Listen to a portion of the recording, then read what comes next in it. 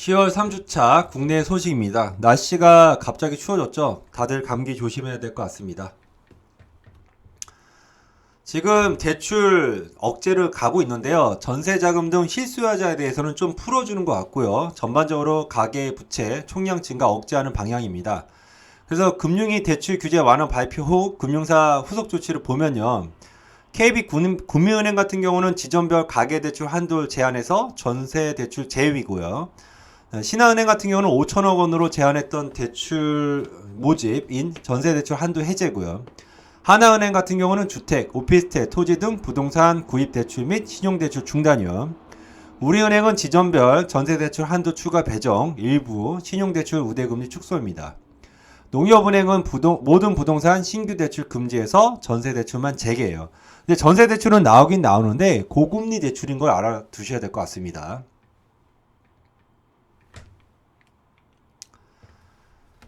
지난해 이제 코로나19 팬데믹 직격탄을 맞으면서 5조 원대 손실을 냈던 국내 정유업계가 올해는 6조 원 이상 수익을 낼 전망입니다. 그리고 앞으로 주요 석유 제품의 호황도 계속 이어질 것 하고요. 근데 우리 서민들은 석유가 올라가면 직격탄이죠. 지금 달러 값이 많이 올라가고 있어요. 그래서 달러당 원화값이 빠른 속도로 하락하자 기업과 개인의 달러 예금이 급증하고 있습니다. 7월, 8월까지는 변동이 없었는데요. 9월 달부터 갑자기 예금이 늘어난 거예요. 제가 얘기했죠. 작년부터 달러 구입하시라고. 지금 구입하면 늦은 감이 있습니다. 그래서 보통 달러 예금이 한 달에 30억 불로 증가 중인데 뭐 앞으로 더 오를 것 같습니다. 저소득 자영업 가구 수가 크게 늘어난 것으로 분석이 됐습니다. 그래서 2019년 2분기에 비해 2021년 2분기 저소득층 자영업 가구 수는 6만 5천 곳 늘었습니다. 한편 중산층과 고소득층은 어떻을까요? 늘어날까요? 줄어들까요? 줄어들었죠. 요번에 경제위기는요. 중산층과 고소득층이 무너지는 경제위기라고 보면 됩니다. 그래서 중산층은 7만 4천 가구, 고소득층은 4만 8천 가구가 각각 감소했습니다. 그리고 MZ세대에서도 자산 격차가 심화됐어요. 이게 왜 그러냐? 부모한테 재산을 물려받았냐, 물려받지 않았냐에 의해서 이게 이제 불평등이 심화된 거죠. 그래서 지난해 기준 20, 30대 자산 상위 20%의 평균 자산이요. 8억 7천만 원대예요. 그리고 전년 대비 8.8% 증가했고요. 하위 20%의 평균 자산은 한 2천만 원대, 2.6% 늘어났는데 그쳤습니다. 정부의 청년 일자리 관련 사업을 통해 채용된 청년 2명 중 1명이요. 6개월 전후에 퇴직한 것으로 나타났습니다. 이거 돈 낭비된 거죠. 그래서 청년 취업난 해소를 목표로 1조 원 가까운 세금을 투자했는데 다 돈 먹고 튄 거예요. 그래서 단기 일자리만 양산했다는 지적이 나오고 있습니다. 이건 처음부터 지적이 계속 나왔죠. 그래서 최장 6개월까지 월 최대 180만 원 인건비 그리고 10만 원 간접 노무비를 지원했다고 합니다. 한 5만 명 중에 2만 명 바로 퇴사한 거예요. 그래서 저는 개인적으로 해당 공무원에 대해서는 책임을 물게 해야 됩니다. 그리고 정권에 붙어서 말도 안 되는 정책 하시는 공무원들 다 책임 물어야 돼요. 그러니까 나라 돈이 자기 돈이 아니니까 막 쓰는 거죠, 지금. 올해 8월까지 중앙정부가 걷어들인 세금이 당초 정부 정만치를 훌쩍 넘어서서 25조 원 더 걷어질 생각입니다. 봅니다. 세목별로 보면 소득세가 79조 2천억 원, 전년 대비 20조 8천억 원보다 더 걷어졌고요. 부동산 주식시장 호조에 따라 양도소득세가 지난해보다 10조 3천억 원 늘어납니다. 법인세는 한 13조 1천억 원 늘어나고요. 경제 위기가 오고 있는데 우리 서민들, 국민들은 세금만 늘어나고 은행 이자만 늘어나고 있죠. 이에 정부랑 은행은 아주 보너스 잔치하고 있습니다. 재정지원 일자리 사업 평가 결과 낙제점을 받았는데도 불구하고 대략 이제 3,437억 원 가량 증액된 곳이 좀 많다고 합니다. 심지어 평가를 받아갖고 안 좋게 평가를 받아서 감액 판정을 받거나 문제점을 지적받은 사업도요. 내년 예산이 오히려 늘거나 올해와 같은 수준의 예산을 받는다고 합니다. 제가 분명히 얘기했지만 이 해당 관련된 공무원 다 처벌해야 돼요. 그런 게 없어요. 너무 관대합니다. 우리나라는. 보복, 그 다음에 적에 대해서는 우리가 철저하게 그 책임을 물고 쳐야 된다고 생각하는데 너무 관대해요. 뭐 예를 들어서 그 뭐죠? 상대방을 뭐 용서해야 된다 이런 얘기 하잖아요. 나한테 해코지라는 상대방에 대해 뭔가 용서하고 그런 게 뭐 뭔가 올바른 사람이고 괜찮은 사람으로 평가하는데 아니죠. 복수는 철저하게 해야죠. 나를 한 대 쳤다. 그럼 10배 쳐야죠. 그걸 왜 나를 한 대 쳤으니까 눈 감아주고 이런 거 하면 안 됩니다. 철저하게 보복해야죠. 그래서 공무원들 이런 해당된 공무원들은 진짜 실명제하고 철저하게 보복해야 돼요. 그래서 함부로 나랏돈 못 쓰게. 지난달 취업자 수는요 2,768만 3천명, 전년 동기 대비 67만 1,000명 증가했다고 합니다. 이 수치만 보면 와 취업자 늘었네 하죠. 근데 이 중에 반이 60세 이상 취업자예요. 근데 중요한 건 뭐냐, 60세 이상 취업자 대부분 노인들이 다 국가 세금을 투입한 일자리입니다. 그래서 우리가 지금 길가 돌아다니면 어르신들 저기 낙엽 줍는 분들 많이 있으시잖아요. 다 우리 국가 세금이에요. 고용은 없는 자영업자가 2만 2천 명 증가한 반면 고용은 있는 자영업자는 4만 8천 명 감소했습니다. 이게 뭔 얘기냐? 자영업자 지금 망해가고 있다고요. 부동산 중개 수수료가 낮아질 것 같습니다. 19일부터요. 그래서 이번 개편안의 핵심은요. 6억 원 이상 매매와 3억 원 이상 임대차 계약의 상한 요율 인하입니다. 그래서 보통 보니까 6억 원에서 9억 원 한 0.4 해갖고 뭐 0.5, 0.6, 0.7 이렇게 올라갑니다. 그래서 15억 이상은 0.7%의 상한 요율이 적용이 되고요. 만약에 6억 원 아파트 매매를 하면 중개수수료는 300만 원에서 240만 원 인하가 됩니다. 9억 원 같은 경우는 810만 원에서 450만 원으로 이하가 되고요.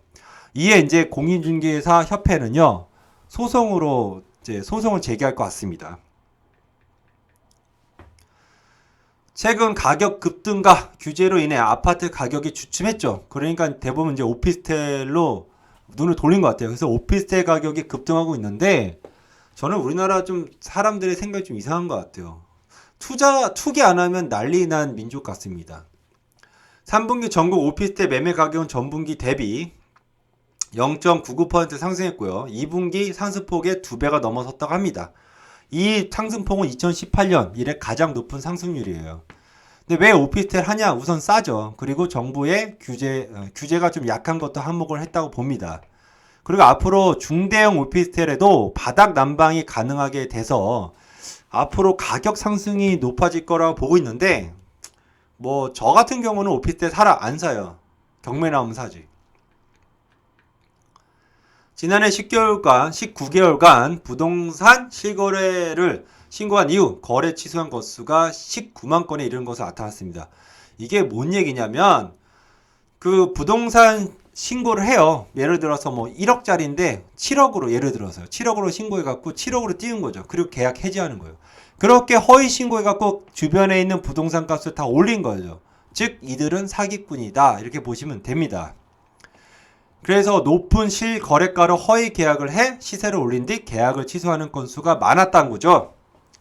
이렇게 허위 신고 한 건이 인근지역 시세를 한꺼번에 올리는 사례도 많았고요. 이들 다 사기꾼도 잡아갖고 정말 한 20년, 30년 때려버려야 됩니다. 사기꾼들한테는 정말 사형까지 하는 제도도 필요해요. 정말 극단적으로. 이거 믿고 산 사람 호구죠, 뭐 다. 올해 20주년을 맞은 국내 최대 미술품 장터인 키아프가 개막 6시간 만에 350억 원 규모를 팔며 역대급 매출을 올렸다고 합니다. 근데 이 대부분이 뭐 20, 30대가 몰렸다고 해요. 그래서 올해 초 시작된 미술 투자 열풍은요, 부동산 규제와 주식시장 침체 여파로 유동자금이 안전자산이 미술품으로 몰린 것으로 보고 있습니다. 제가 얘기했죠. 우리나라 사람들 돈 갖고 있으면 투기 못해서 안 달랐다고. 또 미술품은 취득세와 등록세, 보유세가 없고요. 국내 생존 작가이거나 6천만 원 미만 작품, 조각의 경우 양도세 면제 혜택을 받는다고 합니다. 저도 어저께 여기 갔다 왔어요. 그 아시는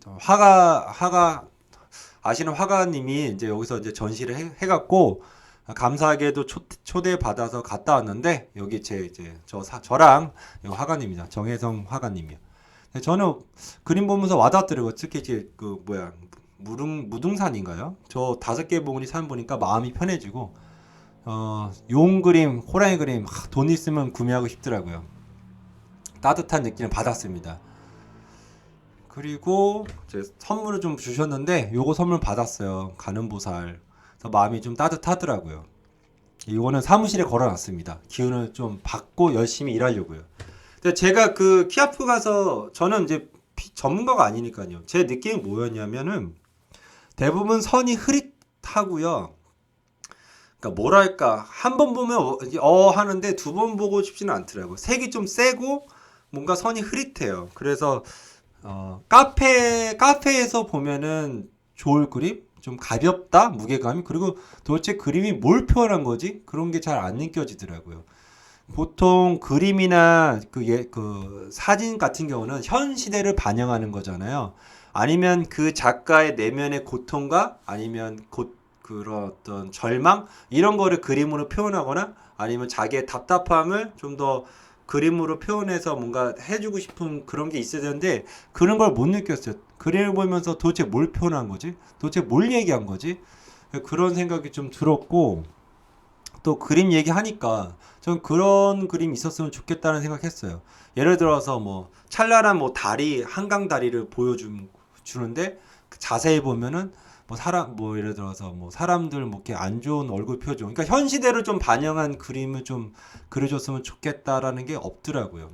도대체 뭘 표현했나? 좀 가벼웠어요. 그러니까 카페에서 보면 좋을 그림 한두 번 딱 보고 뭐 그런 저는 그렇게 봤습니다. 그래서 그냥 뭐 재밌었다 이 정도예요. 네.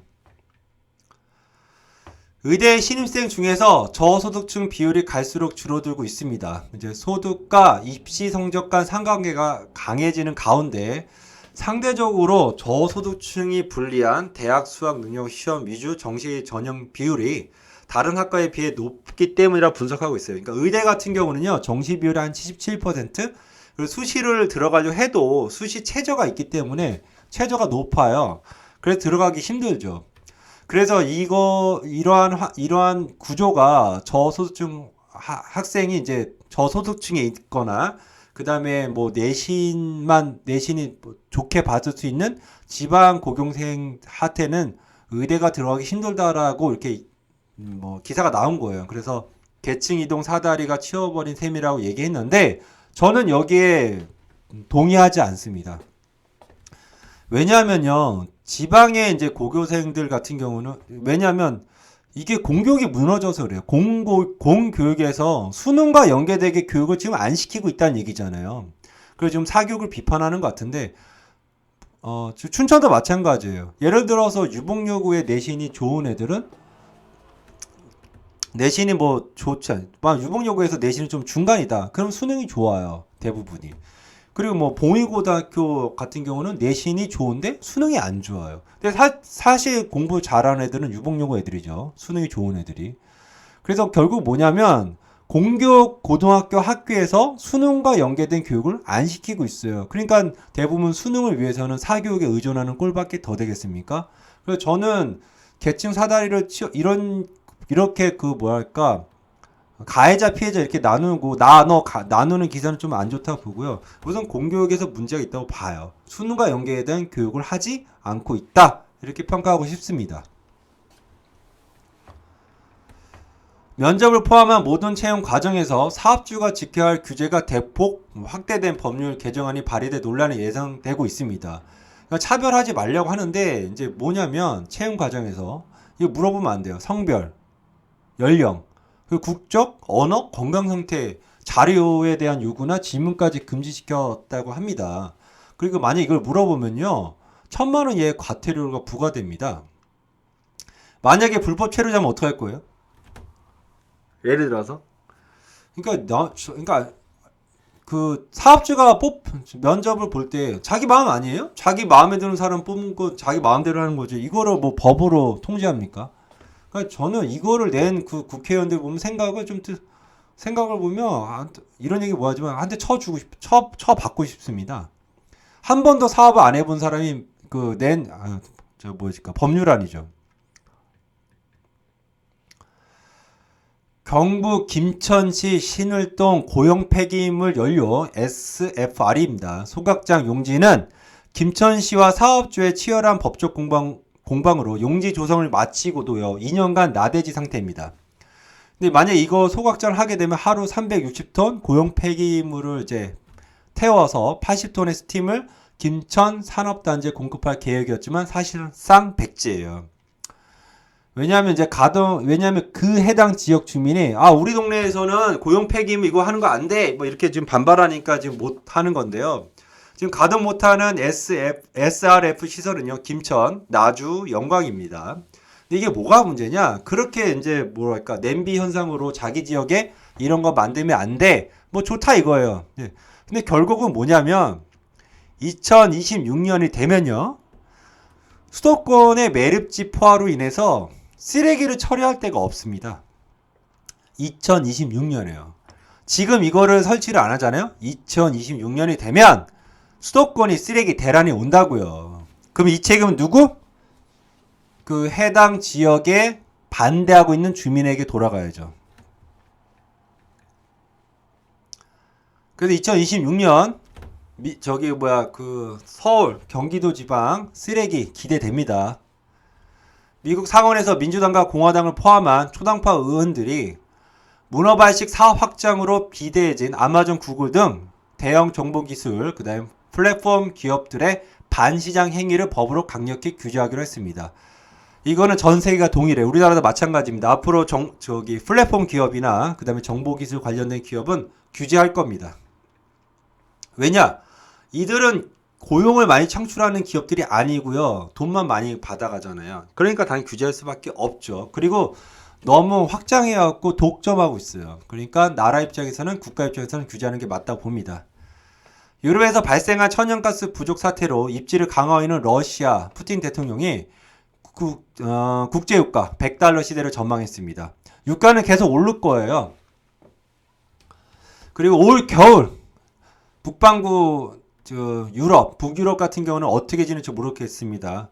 아마 그 가스랑 석이 없어서 얼어 죽는 사람 나온다는 얘기도 있지 않을까 생각이 들고 있습니다. 근데 이렇게 원유가 부족한 사태에서도요, 이제 오펙의 이제 사우디아라비아는 추가 증산에 대해서 부정적 견해를 보이고 있습니다. 이번 기회에 제대로 석유값 올려서 수익 내겠다 이 얘기죠. 근데 왜 미국에서는 갑자기 생각이 안 나네요. 미국에서는 왜 석유를 발생시키는지 않는지 모르겠어요. 아무튼 뭐 지켜보고 있는데 일부러 조정하는 것 같습니다. 지금 석유 가격에 대해서.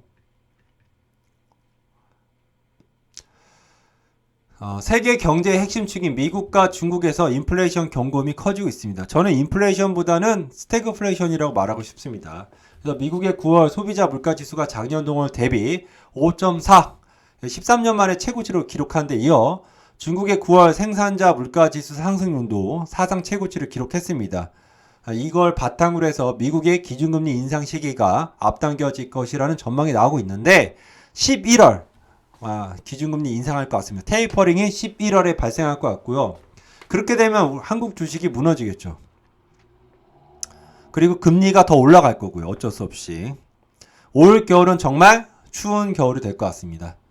한편 한국의 9월 수입 물가 지수는 124.58, 2014년 2월 이후 최고치를 기록했고요. 지난해 비교해 26.8% 급등했습니다.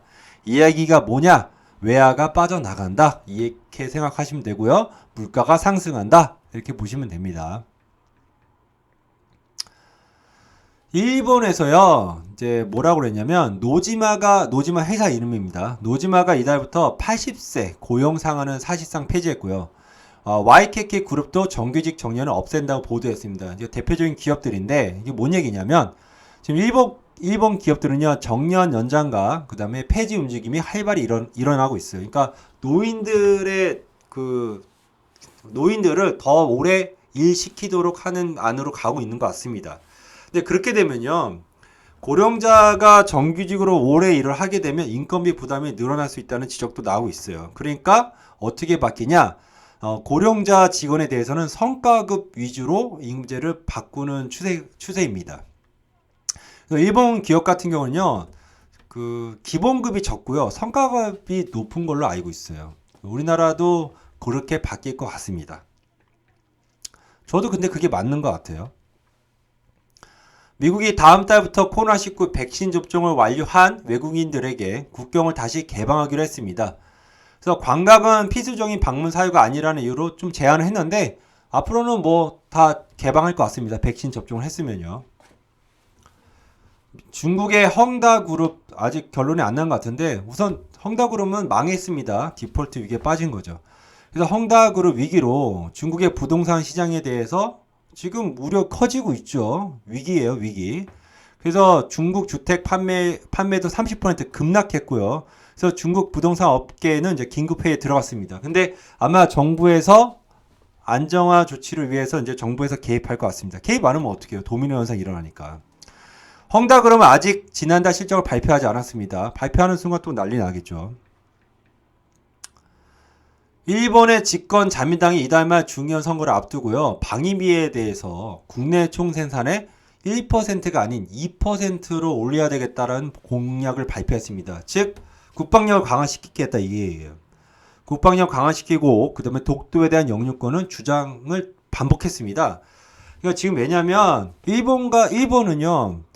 만약에 중국을 견제하는 나라가 아시아에서 일본과 한국이면 한국이 자꾸 친중으로 가게 되면 일본은 발언권이 세집니다. 미국에 의해서, 세계에 의해서. 그럼 미국 입장에서는 한국의 많은 지지보다는 일본의 지지를 하겠죠. 그리고 일본을 더 키우는 꼴로 되겠습니다. 그래서 우리나라가 외교적으로 정말 친중, 친북으로 가게 되면 세계적으로 우리나라의 입지만 줄어든다고 보시면 됩니다.